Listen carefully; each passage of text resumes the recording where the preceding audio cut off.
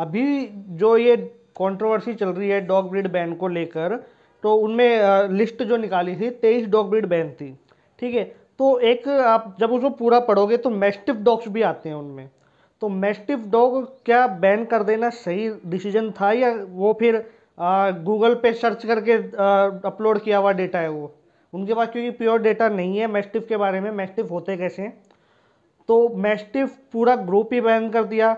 अब मैस्टिफ में तो ऐसे डॉग भी आते हैं जो कि इतने ज़्यादा डेंजरस हैं कि वाइल्ड एनिमल को इजीली मार देते हैं, चाहे फिर वो लेपर्ड हो या कोई दूसरा जानवर हो। और इतने अच्छे मैस्टिफ भी आते हैं जिन्हें जेंटल जाइंट्स कहा जाता है। तो पहली बात तो ये क्लियरिटी होनी बहुत ज़रूरी है कि कौन सा मैस्टिफ आपने बैन किया है। यदि आप मैस्टिफ करते हो तो यानी कि आपने जो पूरा पूरा मैस्टिफ ग्रुप है वो पूरा ही बैन कर दिया, जो कि एक बहुत गलत बात हो जाती है। ठीक है, क्योंकि मैस्टिफ में काफ़ी डिफरेंट डॉग आते हैं। आज हम कुछ डॉग की बात करते हैं कि वो डॉग कैसे हैं, क्या उनका टाइप है। तो अगर हम स्टार्टिंग करें, सबसे ज़्यादा डेंजरस जो मैस्टिफ आता है, जब सबसे ज़्यादा जो खूंखार मैस्टिफ आता है, वो एक तो है जो तिब्बतन मैस्टिफ। ठीक है, तिब्बतन मस्टिफ इतना ज़्यादा डेंजरस माना जाता है, इतना ज़्यादा खूंखार माना जाता है, कहा जाता है कि तिब्बतन मस्टिफ लायन को भी फेस कर जाते हैं। और फर्स्ट टाइम डॉग ओनर के लिए बिल्कुल रिकमेंड नहीं है। ठीक है, काफ़ी कॉस्टली आते हैं इनके। अगर आप पपी की बात करें तो 2-2.5 लाख से इनके पपी की प्राइस स्टार्ट होती है। लेकिन इन डॉग के बारे में क्लियरली एक बात कही जाती है कि मैस्टिफ जो डॉग है वो घर में रखने के लिए नहीं बने हैं। ठीक है, वो बड़े फार्म हाउस और ऐसी जगह जहाँ पे बर्फीला इलाका है, वहाँ के लिए ये जो तिब्बतन मैस्टिफ है वहाँ के लिए बना हुआ था ये। अब हमारी गलती क्या हो गई, हमने इसको ऐसी जगह रखना चालू कर दिया जहाँ पे गर्मी ज़्यादा होती है ना, या थोड़ा छोटा घर है। छोटा मतलब एकदम कॉम्पैक्ट घर है ना, ऐसा नहीं है बिल्कुल स्मॉल घर हो, उसमें तो खैर रखा ही नहीं जा सकता, कोई रखता भी नहीं होगा। लेकिन कॉम्पैक्ट घर है, साइड में एक बैकयार्ड वगैरह है, वहाँ हमने तिब्बतन मस्टिफ जैसी डॉग ब्रीड पालना चालू कर दिया, जो कि बहुत गलत डिसीजन रहा हम लोगों का। इस कारण ये डॉग ब्रीड इस बैन लिस्ट में आ चुका है। बहुत ज़्यादा डेंजरस है, नो डाउट बहुत ज़्यादा डेंजरस है। बट ये जब आप तिब्बत साइड में जाओगे, लद्दाख साइड में, वहाँ पे ये डॉग किस काम के लिए आते थे? जो कैटल्स होते हैं, ठीक है, जैसे शिप्स वगैरह हो गई है ना, उनको प्रोटेक्ट करता था तिब्बतन मस्टिफ वाइल्ड एनिमल से। ठीक है, तो ये वहाँ के लिए बहुत अच्छा डॉग है। या आपका अगर एक ऐसे इलाके में है जहाँ वाइल्ड एनिमल का खतरा बना रहता है और आपका के घर के पास में कोई ऐसा नहीं है सिस्टम कि वाइल्ड एनिमल से प्रोटेक्ट हो सको आप, ठीक है, तो आपको वाइल्ड एनिमल से प्रोटेक्ट करने के लिए ये डॉग रखना पड़ेगा। ठीक है, दूसरी बात आती है जहाँ पे ठंडा इलाका ज़्यादा है, बर्फ़ ज़्यादा गिरती रहती है, या 12 महीने में से एटलीस्ट 8 महीने ठंड रहती है, वहाँ आप तिब्बतन मस्टिफ इजीली रख सकते हैं। बट जो गलती हम लोगों ने की, जैसे कि राजस्थान साइड में या ऐसे ऐसे जगह पे तिब्बतन मस्टिफ रख लिए, फिर पहली बात तो तिब्बतन मस्टिफ के बाइटिंग केस इंडिया में नहीं आए हैं। ना तो ये एनिमल हस्बेंड्री डिपार्टमेंट के पास डेटा है, ना और किसी डिपार्टमेंट के पास है। ठीक है, तिब्बतन मस्टिफ का बाइटिंग केस नहीं है, लेकिन गूगल कहता है कि ये डेंजरस डॉग ब्रीड है, इसलिए इस डॉग का नाम इस लिस्ट में आ गया है। तो इस चीज़ को समझना होगा, इसकी जो रखने की जगह है वो अलग है। तो आपको क्या करना चाहिए, गाइडलाइंस निकालनी चाहिए कि तिब्बतन मस्टिफ जैसा डॉग ऐसे इलाके में रहेगा और इस स्टेट में बैन है, तो समझ में आता है। दूसरा एक मैस्टिफ आता है जिसे जेंटल जाइंट्स कहा जाता है, ग्रेट डेन। कुछ लोग बोल रहे होंगे ग्रेट डेन मैस्टिफ नहीं है, बट वो जर्मन मैस्टिफ है, उसे मैस्टिफ कैटेगरी में डाला जाता है। ग्रेट डेन को जेंटल जाइंट क्यों कहा जाता है?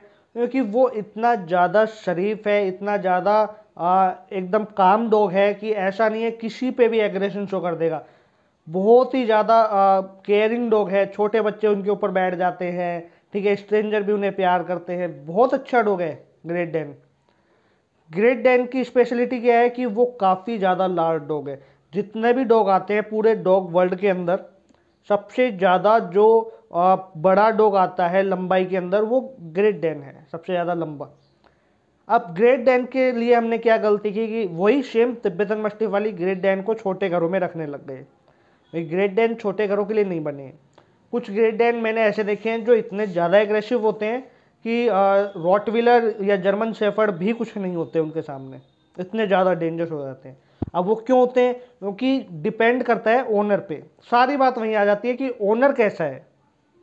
ठीक है, अब ग्रेट डैन जैसा डॉग जो बना है बड़े फार्म हाउस और खेतों में रखने के लिए, ठीक है, जिनके बड़े बड़े खेत हैं, वहाँ पे कोई जानवर घुस जाने का खतरा रहता है, तो ग्रेट डैन भौंक के भगा देता है, उनको पीछा अच्छे से कर लेता है। तो ग्रेट डैन उस सिचुएशन में रखा जाता है। बट हमने क्या किया कि फैमिली भी रह रही है और बगल में हमने एक ग्रेट डैन भी रख रखा है, तो ग्रेट डैन को उस हिसाब से वर्कआउट नहीं मिल सका, ना उस हिसाब से वो दौड़ सका, ना वो सोशलाइज हो सका। इस कारण ग्रेट डैन एग्रेसिव बना। मैंने बहुत सारे ग्रेट डैन ऐसे देखे हैं जो डेंजरस होते हैं, लेकिन गलती होती है ओनर की। और यहाँ तक कि ऐसे ग्रेट डैन भी मैंने देखे हैं कि स्ट्रेंजर भी उनके हाथ लगा लेता है, कुछ नहीं कहते। तो डिपेंड करता है ओनर अपने डॉग को कैसे रखता है। तो एक तो था जेंटल जाइंट्स, एक था वर्ल्ड का मोस्ट डेंजरस डॉग, दोनों मैस्टिफ डॉग, और आपने दोनों डाल दिए। ठीक है, तो अब दोनों डालने के बाद क्या हुआ कि वही बात है ना कि गलत किया, क्योंकि आपको प्रॉपर नॉलेज नहीं थी कि मैस्टिफ में से कौन से मैस्टिफ बैन करने हैं, कौन से रखने हैं, या कौन से मैस्टिफ किस एरिया में बैन करने हैं। ठीक, अब एक मैस्टिफ और आता है bull mastiff. Bull mastiff dog क्या है कि एक इंग्लिश मैस्टिफ जो डॉग आता है ना, इंग्लिश मैस्टिफ डॉग सबसे बड़ा डॉग माना जाता है, लंबाई में नहीं, हेल्थ वाइज जो उसकी ब्रॉडनेस है उसके हिसाब से मैं बता रहा हूँ। उसी से ही बुल मैस्टिफ आया है। बुल मैस्टिफ एक ऐसा गार्ड डॉग है, जो लोग ऑफिस वर्कर हैं, है ना, ऑफिस में काम करते हैं 8-8 10-10 घंटे, उन्हें एक ऐसा गार्ड डॉग चाहिए जो अकेले भी रह सके घर में, है ना, और मेरे घर को प्रोटेक्ट कर सके। उस सिचुएशन में बुल मैस्टिफ परफेक्ट डॉग माना जाता है, एकदम परफेक्ट। अभी तक बुल मैस्टिफ का एक केस आया था 2015 में, जो एक छोटी बच्ची को उसने बाइट कर लिया था। रीजन उसका ये था कि उसके ओनर से वो आउट ऑफ कंट्रोल हो गया था। तो बुल मैस्टिफ जो डॉग है उसका जो बॉडी वेट है वो 75-80 kg उसका बॉडी वेट चला जाता है। अब इतना भारी डॉग हर आदमी नहीं संभाल सकता, ये सबको मालूम है, लेकिन लोग क्या करते हैं, शो ऑफ करने के लिए बुल मैस्टिफ जैसा डॉग ले लेते हैं। उसका खामियाजा हमें आज भुगतना पड़ रहा है। जिन्होंने पाल लिए, अपने शौक पूरे कर लिए, बट आने वाली जनरेशन शायद इन ब्रीड को ना देख पाए। ठीक है, तो बुल मैस्टिफ जैसा डॉग जो बहुत ही अच्छा गार्ड डॉग माना जाता है। ठीक है, एक था एग्रेसिव डॉग, डेंजरस डॉग, जो बड़े फार्म हाउस के लिए बना था, कैटल सेफ्टी के लिए बना था, पहाड़ों में रहने के लिए, वाइल्ड एनिमल से प्रोटेक्ट करने के लिए। दूसरा था जेंटल जाइंट, जिसे भी इंसानों ने बिगाड़ दिया, जो बहुत अच्छा था लेकिन वो खेतों के लिए था, मैस्टिफ डॉग। उसके बाद जो मैं बात कर रहा हूँ बुल मैस्टिफ, ये गार्ड डॉग है। अगर आपका थोड़ा कॉम्पैक्ट घर भी है, एक बैकयार्ड होना जरूरी है, ठीक है, तो वहाँ भी आप बुल मैस्टिफ को रख सकते हो। तो बुल मैस्टिफ भी बहुत अच्छा डॉग था, लेकिन वो भी इस लिस्ट में है। जहाँ मैस्टिफ डॉग आ गए उनमें सारे मैस्टिफ आ गए। फिर एक मैस्टिफ और आता है जो है फ्रेंच मैस्टिफ। बहुत सारे लोग सलमान खान के फ़ैन होंगे, और जो एकदम हार्डकोर फैन हैं उनको मालूम है कि सलमान खान के पास एक टाइम पे 2 फ्रेंच मैस्टिफ डॉग थे, माइसन और माईजान के नाम से। ठीक है, वो दोनों डॉग इतने अच्छे होते हैं। खैर सलमान खान था तो उसके पास तो काफ़ी ज़्यादा फैसिलिटी होती हैं, वो रख सकता है अच्छे तरीके से फ्रेंच मैस्टिफ को। बट जो नॉर्मली लोग भी रखते हैं फ्रेंच मैस्टिफ, तो फ्रेंच मैस्टिफ एक ऐसा डॉग है जो गार्ड डॉग कैटेगरी के डॉग आते हैं ना, चाहे वो रॉटवाइलर हो, चाहे वो जर्मन शेफर्ड हो, चाहे वो डॉबरमैन हो, जितने भी गार्ड डॉग है उनमें से एक फ्रेंच मैस्टिफ ऐसा डॉग है जो फर्स्ट टाइम डॉग ओनर के लिए रिकमेंड किया जाता है एज ए गार्ड डॉग। ठीक है, लेकिन उसकी कुछ कंडीशन है। कंडीशन क्या है कि आपको सोशलाइज करना पड़ेगा और ट्रेंड करना पड़ेगा, ये 2 कंडीशन है। वो सभी के साथ होती है, लेकिन फ्रेंच मैस्टिफ यदि आपके पास थोड़ा छोटा घर भी है, वहाँ भी आप इजीली रख सकते हो। उसको वर्कआउट की इतनी नीड नहीं होती जितनी कि डॉबरमैन या जर्मन शेफर्ड को होती है। आप वॉक करवा लो 1.5-2 घंटे और आराम से अपने घर में रख सकते हो। फ्रेंच मैस्टिफ का जो हेड साइज है वो जितने भी डॉग आते हैं उनमें सबसे ज़्यादा बड़ा आता है। ठीक है, अगर हम फ्रांस की बात करें तो जो वहाँ के राजा महाराजा होते थे वो अपने किले की सेफ्टी के लिए प्रोटेक्शन के रूप में फ्रेंच मैस्टिफ को रखते थे। तो इसका मतलब सीधा सीधा है फ्रेंच मैस्टिफ भी बड़े घरों में रहता था, छोटे घरों के लिए नहीं था। बट धीरे धीरे जब ब्रीडिंग चेंज हुई उसके हिसाब से फ्रेंच मैस्टिफ एक ऐसा डॉग बन गया जिसे आप स्मॉल घर में या मीडियम साइज के घर में भी रख सकते हो।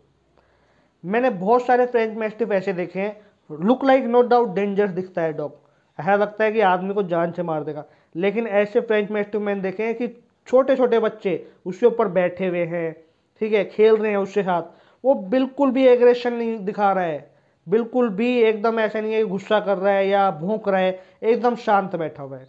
और मैंने एक दो फ्रेंच मैस्टिफ ऐसे भी देखे हैं जिनका ओनर जो उनका अल्फा है खाना देता है वो भी उनके पास जाने से डरता है, क्योंकि फर्क पड़ा ना कि ओनर कैसा है। जो आप डॉग को बांधे रखोगे, ट्रेन नहीं करोगे, सोशलाइज नहीं करोगे, तो नो डाउट डॉग डेंजरस हो जाएगा। यदि ट्रेंड करते हो, सोशलाइज करते हो, तो डॉग डेंजरस नहीं होता।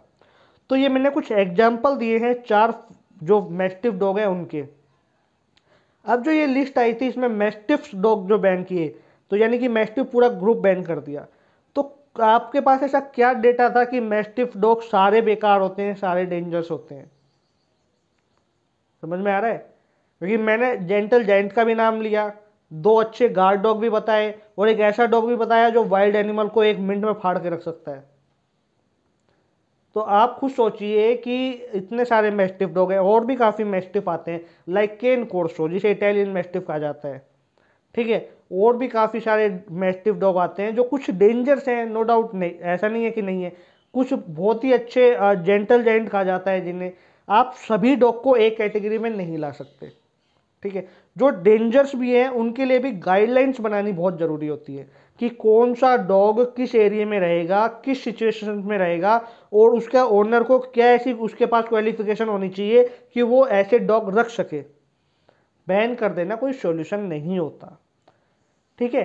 अब मैस्टिफ डॉग मैंने जैसे बताया कि किस तरीके के होते हैं, एक एग्जाम्पल दिया है।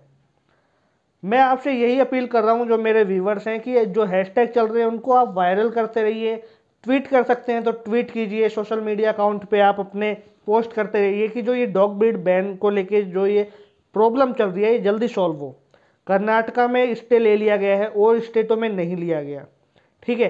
अगर सारे स्टेट्स में ये यदि स्टे ले लिया जाता है और एनिमल हस्बेंड्री डिपार्टमेंट से हमें स्टे मिल जाता है तो बहुत ही अच्छा होगा, और ये हो जाएगा, ऐसा नहीं है नहीं होगा, बट टाइम लगेगा। इस टाइम पीरियड में काफ़ी ज़्यादा नुकसान हो जाएगा पेट पेरेंट्स को। ब्रीडर तो चलो अपने 2-4 साल ब्रीडिंग नहीं कराएगा तो कोई दिक्कत नहीं है, लेकिन जिनके घर में डॉग है उनके लिए प्रॉब्लम क्रिएट हो सकती है, जो बच्चों की तरह अपने डॉग को रखते हैं। तो आप कोशिश कीजिए कि जितना आवाज़ उठा सकते हैं उठाइए, एकजुट होइए। कोई ग्रुप अगर चल रहे हैं, है ना, आपको नॉलेज में है, ट्रस्टेबल ग्रुप, ऐसा नहीं है कि किसी भी ग्रुप में आपने फंड डाल दिया या जुड़ गए। जो जिन पे आपको भरोसा है, जो ट्रस्टेबल ग्रुप्स हैं जो अपनी आवाज़ उठा रहे हैं, आप उनके साथ जुड़िए, ठीक है। उससे क्या होगा कि उन लोगों को और ज़्यादा मदद मिलेगी, उनका जो केस है और मजबूत होगा, तो ये जो ब्रीड बैन को लेके प्रॉब्लम चल रही है ये जल्द ही सॉल्व हो जाएगी। कोई डाउट है, कोई क्वेश्चन अगर आपके मन में आता है किसी भी चीज़ से रिलेटेड, चाहे डॉग ब्रीड हो या कुछ भी वाइल्ड एनिमल हो, तो आप मुझसे पूछ सकते हैं। बने रहिए इस चैनल पे, ज़्यादा से ज़्यादा इस वीडियो को शेयर कीजिए।